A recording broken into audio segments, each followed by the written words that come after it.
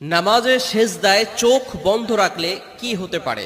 অনেকেই আছেন যারা সেজদায় গেলে চোখ বন্ধ রাখেন, রুকুতে থাকলে চোখ বন্ধ রাখেন। এই বিষয়টি থেকে আমাদেরকে অবশ্যই সতর্ক থাকতে হবে যে রাসূল সাল্লাল্লাহু আলাইহি সাল্লাম কি করেছেন, কিভাবে তিনি নামাজ পড়েছেন। নবীজি সাল্লাল্লাহু আলাইহি ওয়াসাল্লাম বলে দিয়েছেন, সল্লু কামা রাআইতুমুনি উসাল্লি, তোমরা নামাজ পড়ো যেভাবে আমাকে নামাজ পড়তে দেখো। ভালো করে শুনে রাখেন, নবীজি সাল্লাল্লাহু আলাইহি ওয়াসাল্লাম চোখ খোলা রেখে নামাজ পড়তেন। কিন্তু আমরা অনেকে মনে করি, বিশেষ করে অনেক মা বোনেরা আছেন, তারা মনে করেন যে চোখ বন্ধ করলেই আমরা নামাজের ভিতরে শান্তি পাই, নামাজে মনোযোগ থাকে। তবে সুন্নাহ কিন্তু হচ্ছে চোখ খোলা রেখে নামাজ আদায় করা। সেজদার ভিতরে অনেকে চোখ বন্ধ করে রাখে, নবী সাল্লাল্লাহু আলাইহি ওয়াসাল্লামের সুন্নাহ কিন্তু এটা নয়।